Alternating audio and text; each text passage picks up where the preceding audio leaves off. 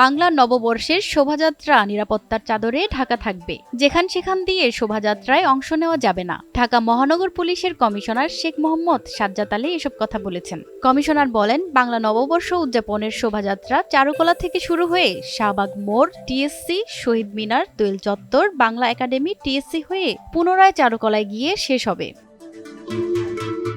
শোভাযাত্রার পুরো রুট নিরাপত্তায় থাকবে।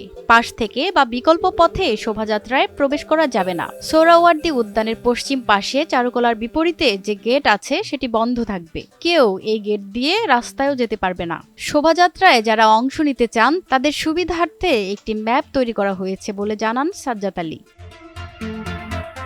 তিনি বলেন, শোভাযাত্রার মাথা থাকবে চারুকলার সামনে আর শোভাযাত্রার লেজ থাকবে ঢাকা বিশ্ববিদ্যালয়ের উপাচার্যের বাসভবনের সামনে। 18,000 পুলিশ সদস্য পহেলা বৈশাখ কেন্দ্রিক নিরাপত্তার কাজে নিয়োজিত থাকবেন। এছাড়া র্যাব, সেনাবাহিনী ও অ্যান্টি টেরোরিজম ইউনিট থাকবে। অন্যান্য গোয়েন্দা সংস্থা সহযোগিতা করবে। এখন পর্যন্ত কোথাও থেকে কোনো ধরনের ঝুঁকি নেই। বাংলা নববর্ষ উৎসবকে কেন্দ্র করে ঢাকা মহানগরকে 21টি সেক্টরে ভাগ করে ইউনিফর্ম ও সাদা পোশাকধারী পর্যাপ্ত সংখ্যক পুলিশ সদস্য মোতায়েন করা হবে বলে উল্লেখ করেন সাজ্জাদ আলী। তিনি বলেন, গুরুত্বপূর্ণ স্থাপনাস্থলে গড স্কোয়াড দ্বারা সুইপিং করা হবে। রমনা পার্ক, সোহরাওয়ার্দী উদ্যান সহ মোট 21টি স্থানে ব্যারিকেড থাকবে। অনুষ্ঠানস্থলে যাওয়া ও শোভাযাত্রার রুটগুলো সিসিটিভি ক্যামেরা দ্বারা মনিটরিং করা হবে।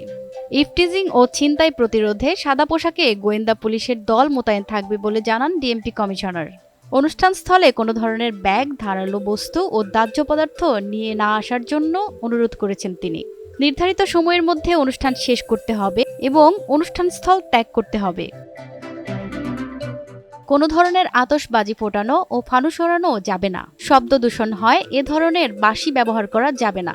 বর্ষবরণকে কেন্দ্র করে কোনো ধরনের বাণিজ্যিক পণ্য বাজারজাত করা যাবে না, বিশেষ করে শোভাযাত্রায় ও অন্যান্য অনুষ্ঠানস্থলে। বিকেল 5টা পর্যন্ত উদ্যানে প্রবেশ করা যাবে।